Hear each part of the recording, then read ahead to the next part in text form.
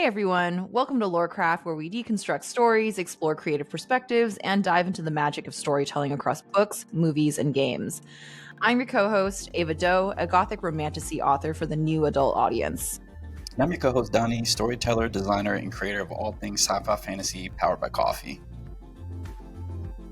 So, this is our first lore episode, and we're going to be covering Apeiros and its characters. I am really excited to kind of dig into the world building concept of Apeiros World, and also get some like cool visuals of the character and how you develop them. I feel like they have a really strong identity, and I want to like learn more about them. So I'm excited. Thank you. Yeah, I'm feeling pretty good about where Apeiros started from to like today and then heading into the future. Speaking about characters and identity, and just kind of the origin story of Apeiros. I didn't have any characters to begin with. They were the fundamental concept were these like abstract elements, really inspired by sacred geometry, sacred alchemy, like those symbols and meanings. I really love stuff like that on a visual level. And I was like, it would be cool to kind of build a sort of infographic around that, which was the original idea. And then I was like, yeah, this can't really sustain itself. So let me kind of build it out a little bit more. And it kind of formed from, sacred geometry, these sacred elements. And then from there, I was able to sort of develop the main character, Ezra, and the whole plot that kind of follows along with that with, Apeiros World. Got it. So really, you started out with like the sacred elements and they couldn't exist just by themselves, and then kind of like the story of Apeiros World started to come to life, and you started introducing characters to it. Yeah, exactly. Because this was post 2017, so it was like end of 2017, turning right in 2018, and it was a weird time on the internet for like social media, because Facebook had been like the de facto hub of the internet, and then things shifted and Instagram became like the new de facto hub, and a lot of artists were doing a ton of artwork around like fan art of stuff, and I kind of got frustrated because I was like, I'm tired of seeing people. It's cool to see all this like fan art stuff, but where's like the original stories, original concepts? Like, it's cool to see Black Goku, it's cool to see Black Naruto. It's like, but I want to see other people doing original things. And I get why artists feel like they needed to do that, was to build their following, because they're familiar with Spider-Man, they're familiar with, Iron Man, they know all these characters already.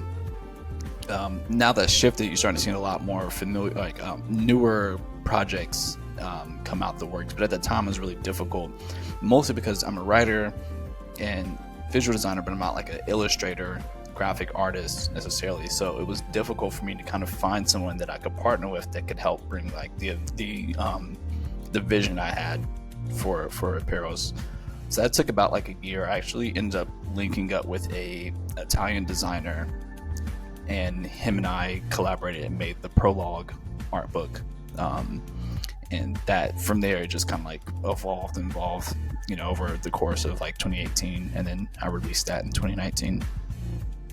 Did you always know that you were going to end up publishing something out there? Or because like when you first started saying that it started out with like the sacred elements and coming up with that concept, did you know that your end game, or like some of the progression that you were going to make, was towards making like a manga? Yeah, it was funny. At first, I wanted to make an anime, and then very quickly I realized I didn't have the context, the resources, the know-how, none of that to make what I wanted. Because this was also in the era where you're seeing people make a Netflix show. Like, they're like, oh, I have this like, what's the one I can think of is the one that had Jonathan Majors in it, like the Lovecraft Country, I want to say, is one of the ones like I know off the top of my head, where it's like, oh, you just have this writer that just pitched this show to Netflix, and then it got taken up or whatever. So I kind of wanted that for anime, because this was in that phase where like streaming was starting to really pick up, kind of like that second wave. Netflix had proven a pretty successful model, and the industry was shifting towards streaming, and you're starting to see a lot of pushes for new IP development in that space. And I was like, cool, I would love to see like me make an anime, and then I realized like I got to start like at zero. It's like trying to fight the final boss, and you just got out the tutorial. You didn't even finish the tutorial. You're trying to fight the final boss. I was like, I need to go back to the tutorial and then level up like a lot. 2020 for me personally in this regard was really helpful because that's when people were more accessible. People were slowed down, so I was able to make connections online digitally with people that really helped set the stage for that. Got it. Yeah, that totally makes sense. For our viewers and listeners who don't know, how would you describe the world of Apeiros as someone who like no idea? Yeah, and especially because this is like a original IP, right? Yeah, exactly. So if you're tapping into Lorecraft, and you're been with us in the beginning, or you're new to who we are as like a platform or what have you, podcast. Ava and I, we're both writers, and we're both like really creative people. We have a design for it kind of mentality about figuring things out. So when it comes to the story of Apeiros, it kind of came a little bit afterwards. It was more or less, it was driven by visuals and like kind of what I wanted to see from a visual standpoint, more so than any kind of like thematic or narrative standpoint. First, originally, it was like, oh, I see all these other things out there, but nothing really looks cool the way that I wanted to. So I was like, let me push forward the ideas that I have. In a similar vein, George Lucas with Star Wars, I was watching a recent clip, and he said that the idea that he had for Star Wars was too abstract for like Hollywood studios to grasp. He went and found visual artists to help build the visual pieces that he needed to then be like, hey, here's the vision for the story. Almost in a similar vein. So when it comes to like the what Apeiros means or what it's about, at the core of it, it's about identity, and the story is about discovering one's identity, but then also looking at it from like different perspectives of that sort of like complex narrative. And I don't want to give too much of the game away, but on a much more approachable surface level, the plot is about Ezra. He comes from this ancient race of beings, and the sort of like main organization of bad guys, Glyph, they're in control of these powerful elements that his ancestors utilized to kind of build their civilization. And Ezra is trying to stop them from gaining control of the very last one that they need in order to concoct their galactic plan, essentially, for sake of a better term. And then that's kind of where, from the end of volume 1 takes off, is kind of like what happens, that sort of like heist. So if you're a lover, fan of one of the biggest influence early on was Atlantis: Lost Empire. Disney's Atlantis, like the visual concepts were amazing, so it has a lot of inspiration behind that visually. If you're a fan of heist movies, heist films in general, Uncharted, Pirates of the Caribbean, kind of that aspect, and of course your Star Wars, your Cyberpunk, your Manga, all that's baked into there as well. Awesome. So I'm kind of like envisioning, it sounds like where traditionalism is meeting modernism. Like when especially when I think about Atlantis, they're like high tech, but also rooted back in like a very like long-standing culture, right? And it's like where both of those two meet, almost like in the same way that like we feel like the Aztecs had shit figured out before we had shit figured out, kind of thing. That's what I'm like visualizing with Apeiros World. Is that accurate?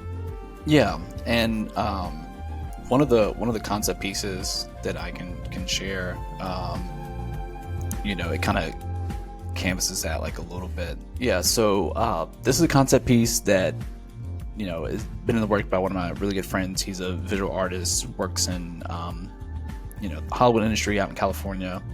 I really love his work because he is as you can tell here, his ability to use color and watercolor style is freaking immaculate, and I've been thankful to work with him finally on this and whatnot. But this is sort of like what's in my mind. This is what I use to drive the narrative storytelling, or pieces like this, is where I kind of have this visual concept, and then once that gets born, then I kind of retroactively can go in and pursue a narrative here. Like I can talk about why Ezra, the main character here, is kind of on this little terrace. What does the city look like? This is supposed to be a piece centered around New Albion, which is It's sort of a mashup between New Albion, which is one of the settings where the story takes place. It's a massive like superstructure that's built into a moon, and then also some of like the futuristic technology that is Apeiros or existed on it long ago, similar to the Aztecs that you mentioned. So I really love this piece and like the direction it's going for that, and this kind of all helps with the whole world building, the lore building, the story crafting, the character development. You know, I stick to philosophy that your settings are characters too, and you should strive to treat your settings just as much as, you know, livable, breathable things. Like we know Mordor, we know the Shire, we know Hogwarts. Like, these are characters.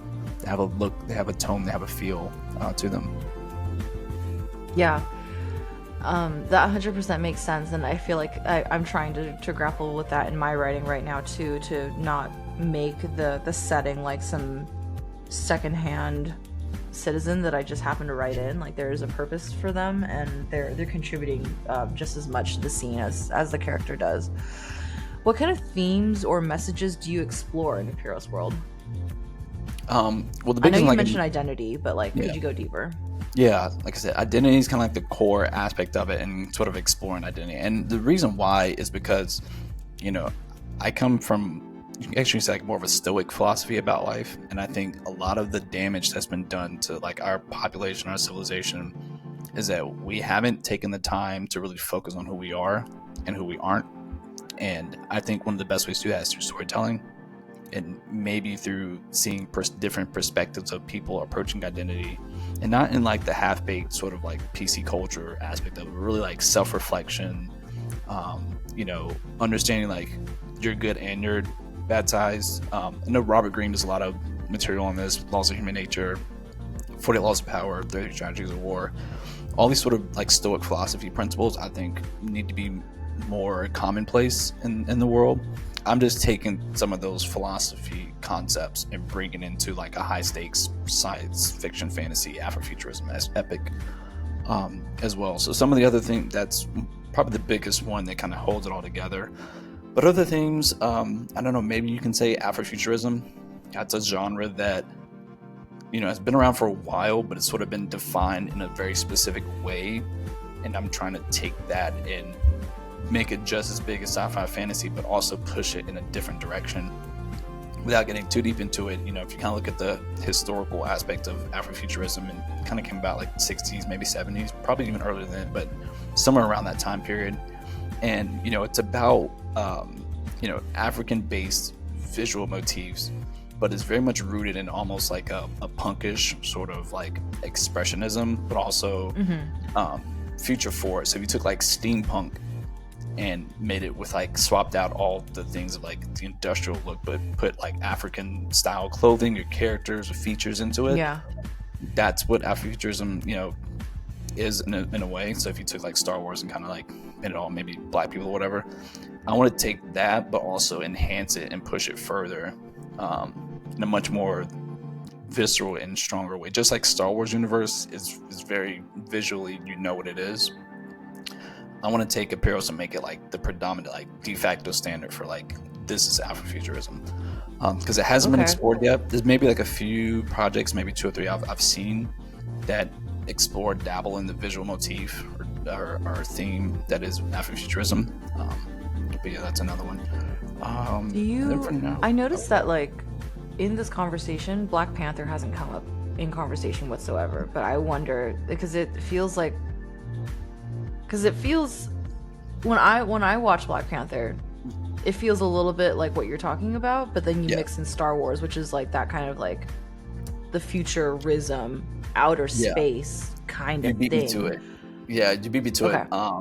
Black Panther is another one, and I kind of hate the fact that I didn't even think about bringing it up on this recording. But yeah, no, take Black Panther, but rather than just like house it under Marvel, like imagine if that was like the whole gamut, it was like that whole, you know, sort of suite. But the difference being is that it's still regulated to like the African continent and on Earth, where I want this to exist everywhere. Like Star Wars and Coruscant, and its visual language and themes and stuff aren't regulated to like a specific continent. It's the whole galaxy, the whole universe. That's Yeah. visually, I would love to achieve that in some sort of way. The person who did my logo branding for Apeiros World, his name is Sean. He lives in Mauritius, and I'm working pretty closely with him in order to try to achieve that same sort of like textbook definition, visual definition for Afrofuturism. And if you kind of look here at the logo here, you know, Sean's work is incredible. I can't even do justice to describe it, but you know, you have the themes and motifs of like the ancient scarab, which is sort of one of the default logos for Apeiros. This, I don't know, intricate lines and shape language. It's like you can't really describe it, but you know it's something otherworldly. You know it's something futuristic that you're in for. This is the guidebook that people can purchase, or if you back the Kickstarter, you know, it's given to you for free. They kind of talks about the timeline of Apeiros, its different epochs, you know, the locations and settings, even some of down to like the symbols and whatnot. The visual language is very strong for Apeiros, and that's something that was intentionally done. Another piece of sort of like the spaceport for New Albion. Really now, cool. Funny enough, this was actually the first environment piece that I had. I reached out to a guy named Boris. I think he's from Thailand or Indonesia. I was like, you know, your 3D work is amazing. I was like, I just want this piece of like a spaceport. I didn't have any specific sort of guidelines, but I just wanted something like an emotional piece to kind of like anchor things in by.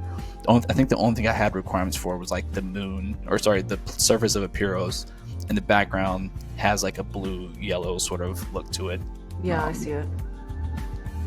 And then this is kind of like this is the older version. There's a new version in the works with updated art and new characters in there, but you can read through this and you can see, you know, the different characters and their attributes and backgrounds and whatnot. Ooh, that's really cool. I don't think I've heard of Zoe. Yeah, Zoe is, you meet her in chapter 3. So she is a seeker. So there's Glyph, which is the main organization, the main bad guy, good or bad depending upon what side of the coin you fall on. But in this organization, there's pilots, there's seekers, there's archivists, there's enforcers. Seekers are people who go out and find like the ancient artifacts of Apeiros, but also like other artifacts across the galaxy, and a few other planets and asteroids and stuff. And they kind of bring back these like rare artifacts in order to, you know, be used for whatever currency, other materials, things like that. And so she trained with Khadija, who is who's Ezra's best friend. So Khadija's a pilot and Zoe's a seeker and whatnot. And so that's kind of where we get introduced into her. Her character becomes more, she'll have a bigger role in volume 2 and whatnot. But yeah, her whole design was very influential. It's a little secret sidebar. Her character design is based off Mercedes Renato. If you don't know who that is, she is an actress in just like WWE or whatever. She was on season 1 of The Mandalorian. I was watching the episode, I think like the last 2 episodes when they were hijacking the ship that was Giancarlo Esposito's character. And I was like, whoever did like the action for like the Mandalorians here was like so on point. And I thought she just visually just looked so beautiful, and her hair was like blue, and I was like, I want my character to kind of like look a little bit like her, like same hair color, beauty mark. So yeah, she's inspired very heavily by Mercedes Renato. That's really cool. Sorry, I have a question more about like Apeiros. What were some of the challenges that you were facing in this world building of Apeiros? Some of the challenges: finding an artist, finding and partnering with the right person that can visually bring about not only what it is I desire and want, but someone that can like give you more than you ever expected. Like that's the best. Finding someone who can, who's a good partner, someone that you want to do business with long term. I don't like to typically engage in like one-off transactions with people because again, I'm just a writer, creator, so I'm always looking for talented people to work with. I prefer to like build relationships with people and get to grow close, and then work with like my friends. Very same principle to like what Wes Anderson does. You know, he works with the same group of actors, like movie after movie. Quentin Tarantino, Christopher Nolan. It's like I want to build up my tribe of people that, you know, I can like do, you know, be like a Michael Caine and do like 15 films. Like you're in all of them, no matter if you got a small role, big role, and whatnot. So I think that's probably like the biggest challenge for me personally. Just finding the right people to work with. Yeah. And then all the other, I mean, I'm that person that's cursed by too many ideas and then get distracted by trying to execute on them versus like the person who only has one idea, but that one idea is like a moneymaker. Yeah, that completely makes sense. And I think like, especially with what you're working on, you really need to bring many creative minds together under the same house. Like me as a writer, it's like about me and what's on the page. There can be outside influences, and I do want them, but it's different, right? Like later on, I'm going to build up a staff of people, hopefully, where it's like I've got an agent, I've got an editor, and we trust each other, kind of thing. But I feel like right out the onset, in order to create your product, you had to go create that team up front.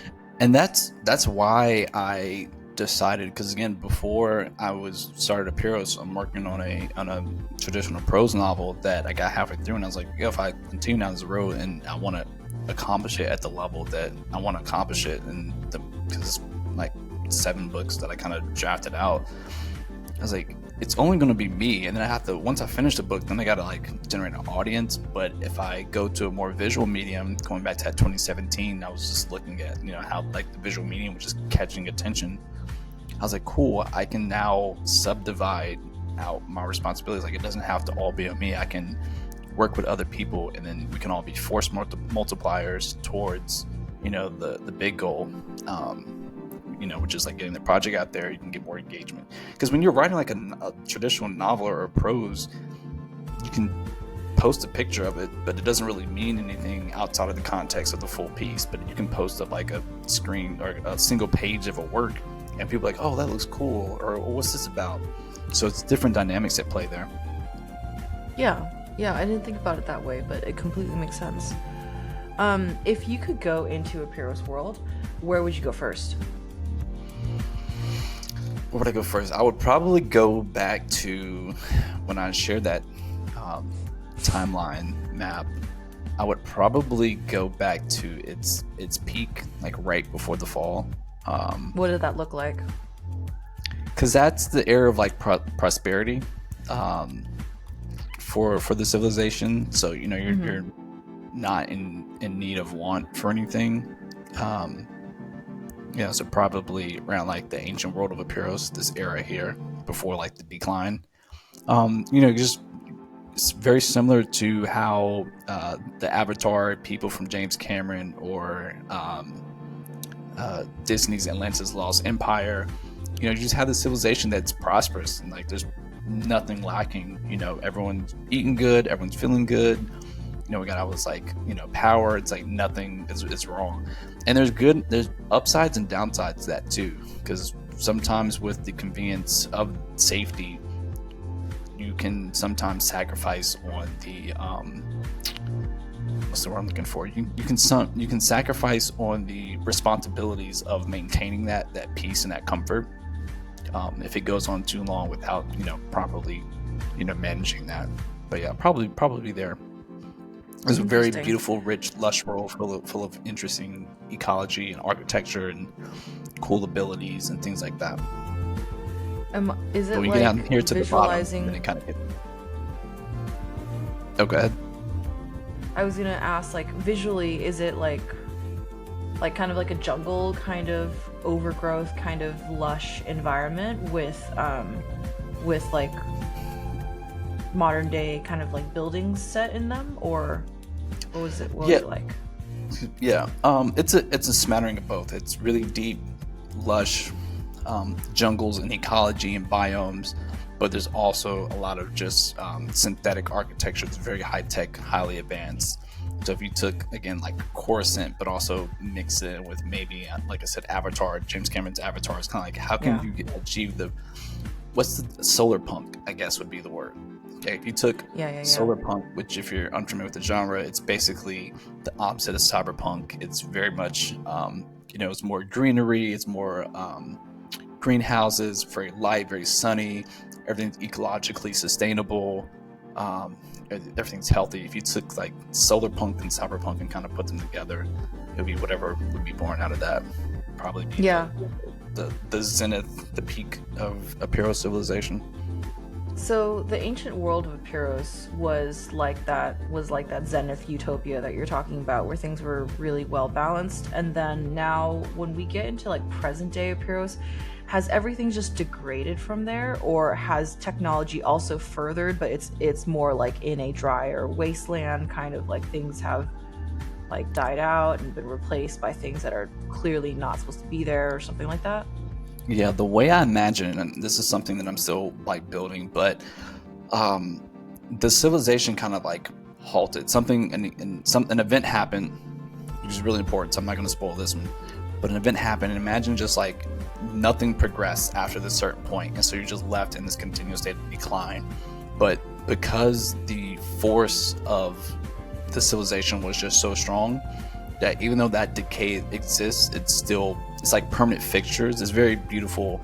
I'm trying to think of like how to. You brought the Aztecs, and all I can think about is like the Tenochtitlan, like pyramid or temple, whatever. It's like the force of what you built was just so strong that even though you haven't maintained it and it's decayed, it's just like a permanent fixture upon the land. It's almost like been what's the word, reintegrated into like the natural environment. It's very similar to that.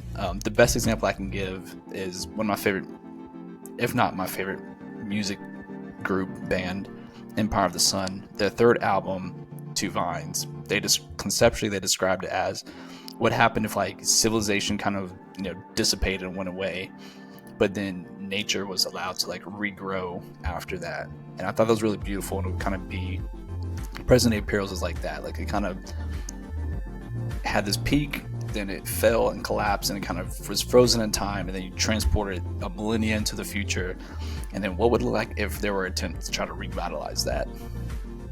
Yeah. How would that look? With the old meets the new, things of that nature. Like it's happening now with the whole, was it the dire wolf that just got cloned? What happens if we start bringing back things thousands of years ago to the modern future? Like how would that look? Granted we're talking about buildings here, but what if a civilization came back?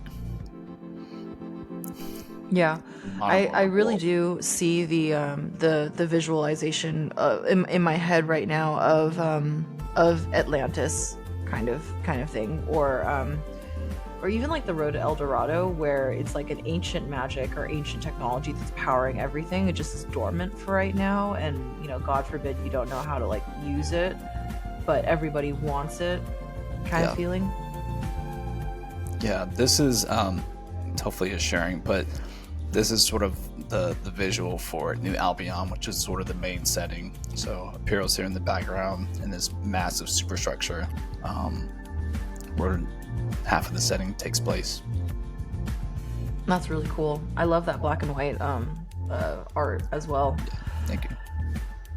Now I want to switch on to so we just talked about setting and world building and how important that is as like a character by itself. Now I want to kind of hear more about the characters. Who's the most fascinating character in Apeiros, and why? Yeah. I know we talked about this before a little bit, probably, and it bounced around with like a few people. Probably Rose, she's one of my other. Actually, no, I'm gonna change it because now that I have this pulled up here, I gotta share. I'm gonna change my answer. Let's see. Let me not give the game away. Okay. I didn't think about it last time. These right here, these characters right here, the group that they're part of, the assailants, they're the ones that so far, like, I'm gonna have the most fun with discussing and talking about. And I won't, because their narrative story is still being developed and it's still very important. But you meet them in Volume 1 and Chapter 2. You don't know anything about them. They're after a certain target, certain item, and they're very vicious, they're very strong, they're very zealous. So they're almost, you could say, part of like a religious cult, a religious faction. Very dangerous and very powerful, and they're a threat to pretty much everyone. Glyph, Ezra, but later on in the story, future tense, in later volumes, as we come to know more about these assailants, you start to view, okay, what it is that's driving them, and can you understand their cause and like what makes them so zealous to what they believe in and what they're trying to achieve. Yeah. Interesting. I mean, the assailants, it to me, as you were describing it, it sounds like a highly elite organization, and your initial reaction is they are bad. Yeah. Or even if they're not bad, they're very hostile. Because sometimes, like, you might not be bad, but you're very hostile. Like, a jaguar's hostile. Like, right. Jaguar's not really necessarily bad, but, like, you walk up on it in the wrong day, it's like, it's going to be hostile to you.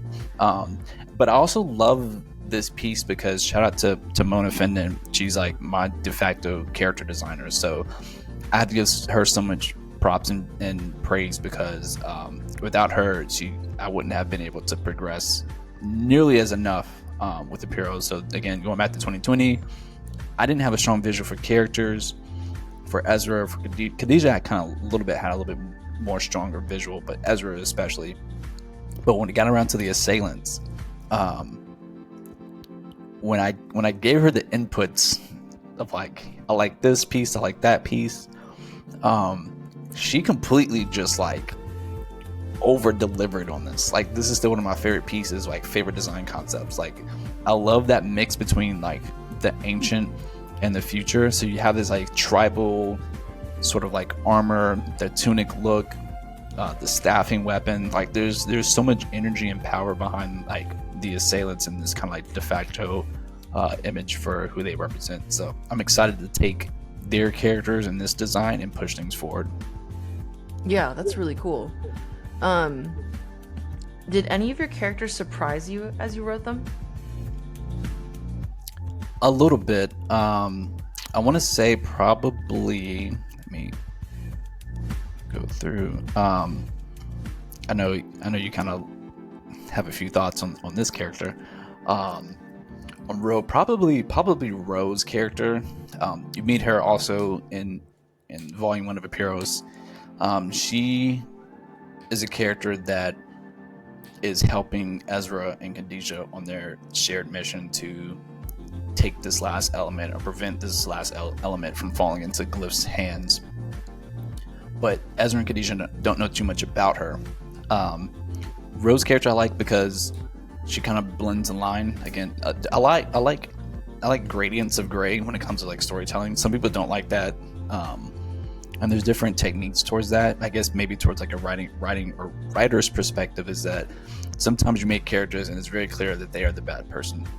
Right. And then there's the other side of the coin, which is like characters that have gradients where they could be bad or they could be good, but you don't know. I kind of tend to maybe lean more towards the gray because I think life is a lot of times like that. There are times when you need like your clear villain and hero aspect, but for right now I'm playing with some of these like grays. And Ro's another character. You don't know too much about her.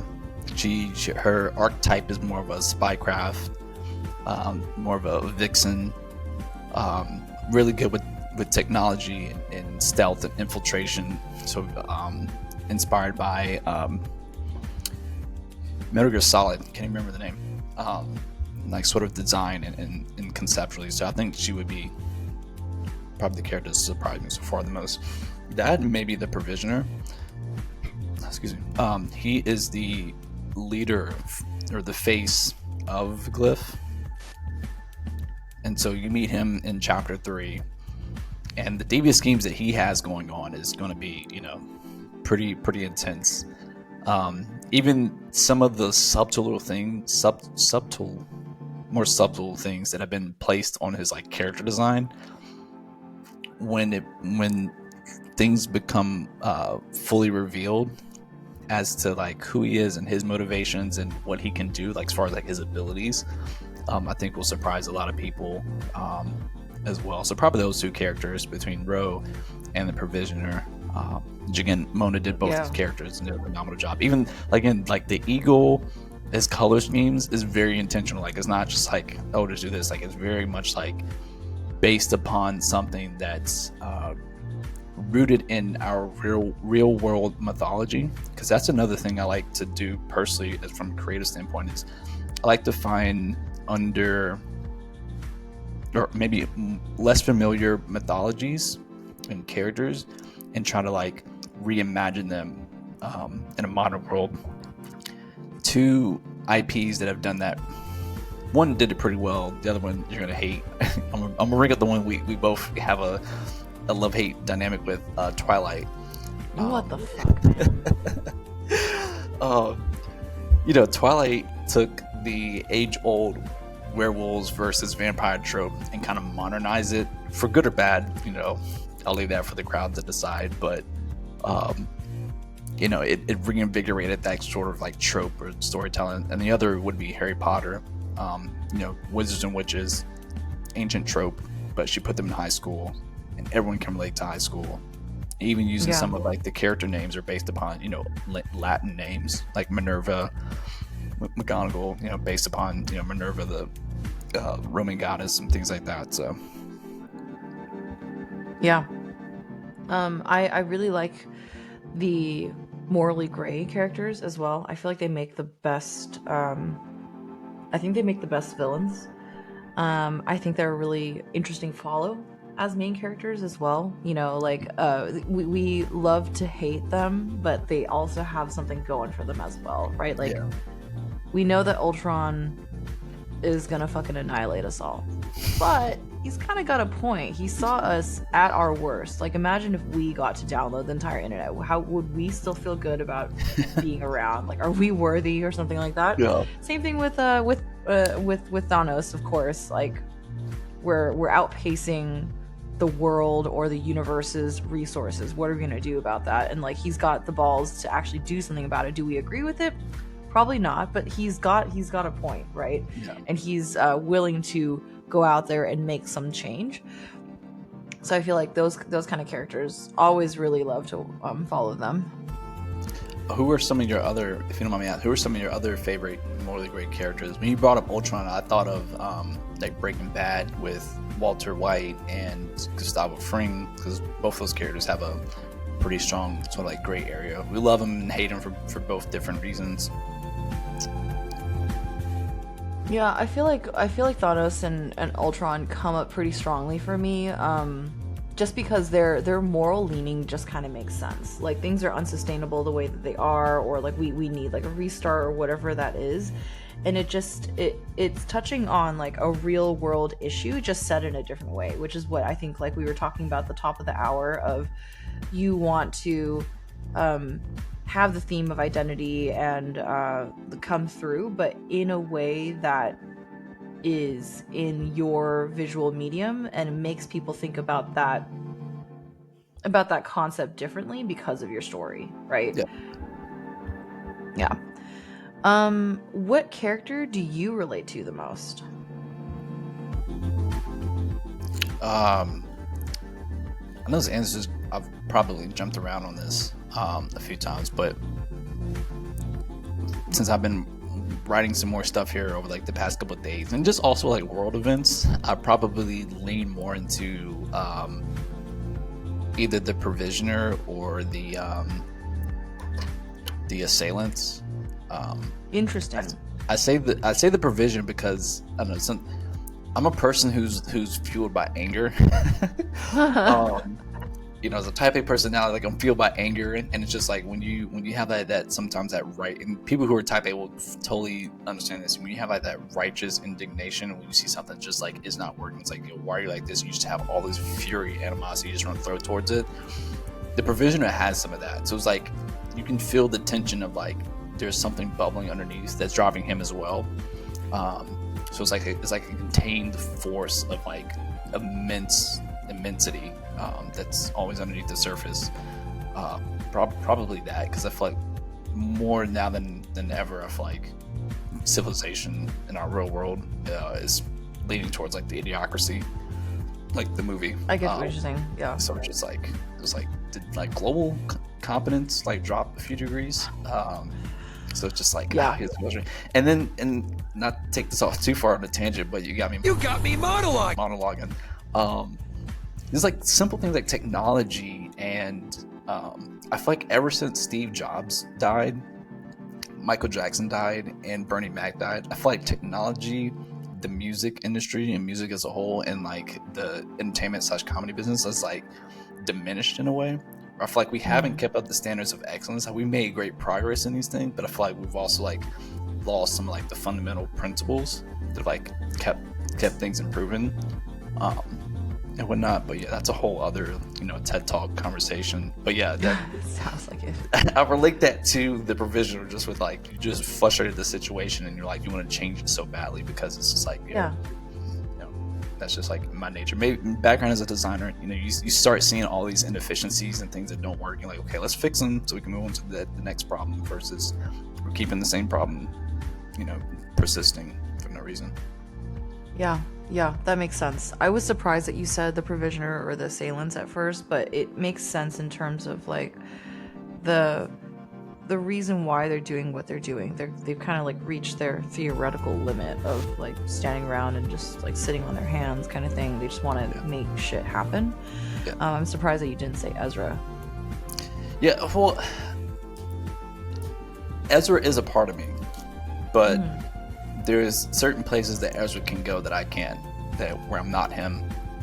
He's an aspect of me, but he's not me myself. So with him, and what his goals are, he's kind of trapped in sort of like this funnel or split path between like the old ways and the new ways, and embracing a new future while holding on to the traditions of the past, and then sort of like which is the right way. It's something that since where I moved to now, where I live, I've noticed the same sort of dynamic between, okay, at what point do these traditions that have like built us up and made us who we are, at what point do those now become the chains that lock us into a fixed state of being where we can't grow and evolve and progress in a healthy way? Because there's definite regression that will happen, but there's also progression in a good and positive way. And so it's like, which of these two forces are better? Is it better to stay rooted to these traditions and be resolute and don't change, or is it better to embrace, adapt, and overcome as new things grow and evolve and whatnot, while still also maybe holding on to some of those principles, which would be like a hard thing to do in the face of just so much like change and whatnot. And that, again, that's part of the growing narrative that is Apeiros World Odyssey, is all these like dynamic forces at play, and how did you kind of like navigate in between those? Yeah, for sure.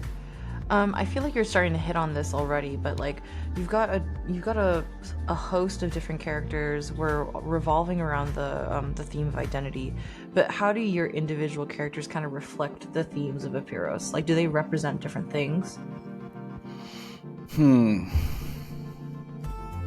That's a good question. I would say yes. Short answer, yes. Maybe the way I'm approaching it is,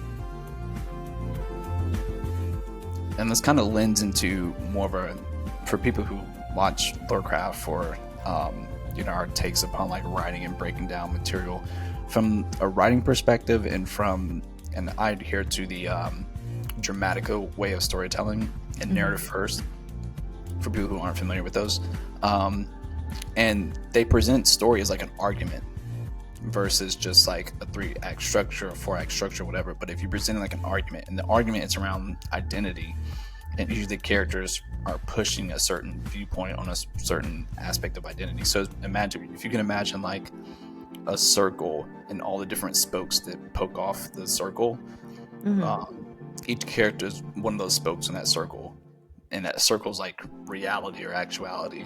And each person is seeing something different, but they're all exposed to the same event, but they're all seeing something and expressing something different. And the goal is to like, whose argument makes the most sense, or whose argument do I relate to? So maybe Ezra's argument with trying to uncover the history of Apeiros and what went wrong, and how to better the Siva, which is the race that he's part of, for the future battle with maybe like his mentors. Viewpoint, which is just like stick to the old traditions and old way, versus maybe perhaps maybe Rose's identity or way of looking at the world, which is probably, you know, get in where you fit in sort of deal. You know, you're looking out maybe for number one, but also just like, it doesn't matter what you do, you play the side that's winning. I see. Yeah, almost like a chaotic neutral kind of person. It's like wherever the wind is going, I'm going as well. Yeah. And then what about Khadijah, would you say? Khadijah, so probably one of my favorite shows is Mr. Robot. And also when I was making Apeiros back in 2018, I was just watching Mr. Robot like all the time. Because the second season had just came out. Well, yeah, third season came out in 2018, I think. No, 2017, I can't remember. Been so long. But anyway, I've watched that so much, but the secondary character, Angela, which is Elliot's best friend in the show, there's a lot of parallels between Mr. Robot and Apeiros, which you'll probably notice if you pick them apart.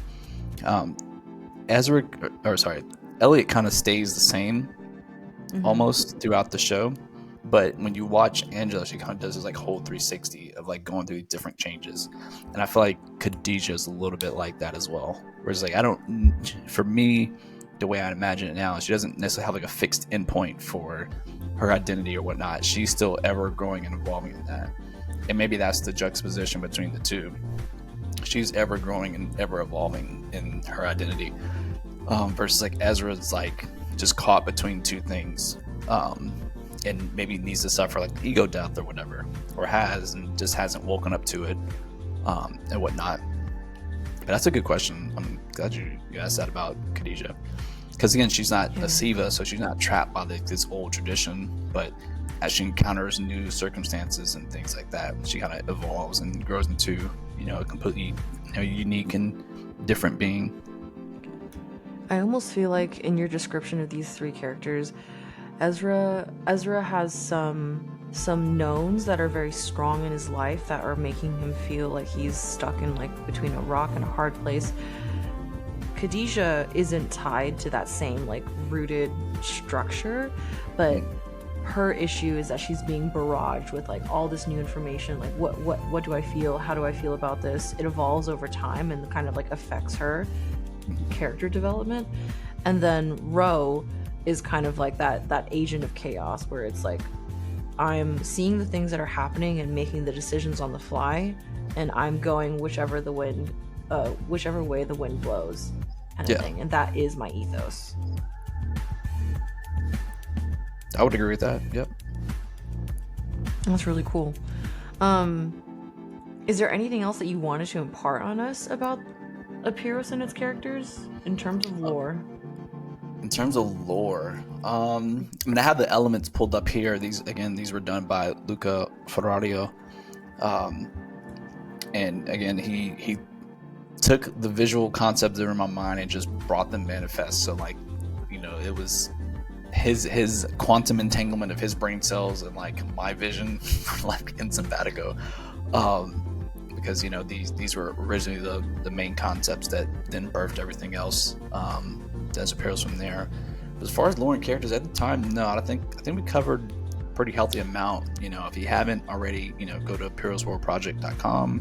You can buy the manga, be on all the retail book platforms, so Google Books, Apple, Amazon, physical or digital, and whatnot. So you can kind of experience the story. As I'm continuing very rapidly behind the scenes to gear things up for volume 2 and 3 and some other cool stuff in between. That's awesome. Thank you again for sharing more about the lore of your world. I feel like it's such a different perspective of what's going on, and I really appreciated your cut of like, so we have reimaginations or like fanfics of existent IPs, but you wanted to make your own and make it a standalone original IP. And so it's really cool to see your process and see how these characters and world coming together. And one other thing too, just based upon that, part of my frustration was like, and you can probably see this as well, is like Hollywood, everything's like a sequel or reboot. And I noticed this, you know, well over like 10 years ago, but it was getting frustrating because it's like, man, why are we like, you keep rebooting something or you keep adding a sequel, and it's just like, it's a dilution factor. Like the more you do it, the less better it is. Like, what happened to like Yeah. the early 2000s or even like the 90s decades of movies and TV, where it's just like everything was just different and it was just so much goodness. One of the best examples I can give is when Limitless, Chronicle, and God, what's the other movie that came out? Jumper came out in like 08 to like 07, between 07 and 09. Like those three movies, like those were like one-off films that had interesting plots, cool concepts, but they didn't get franchised to death. And part of my frustration, you know, a couple years later, 2015, 16, 17 onwards, was just like, you know, we want to see more original stuff. It's like we keep giving us like a more inferior product. And the reason why is that Hollywood's very risk adverse, so they don't want to take a bet on anything new. But in order to get better, I'd say across the board, like as far as like the industry of media entertainment, whether in comics, movie, TV, and film, even video games, is that somebody has to bring out something that's like so new and so different that it gives like creative license to like, hey, you can actually support projects that are new and different and still find their way and support them and help them grow and whatnot. And that's part of the goal as well. In a way, you're trying to like re-energize this medium, right? And like the way that we interpret ideas, not rehousing it in something that we've seen before. And so it's very important for you to kind of like make it okay for others to also engage in this, and for, you know, does that make sense? Yeah, 100%. Cool. Well, thank you again. This was awesome, and thank you all for joining our lore episode. Thanks, guys. Don't forget to like, share, subscribe.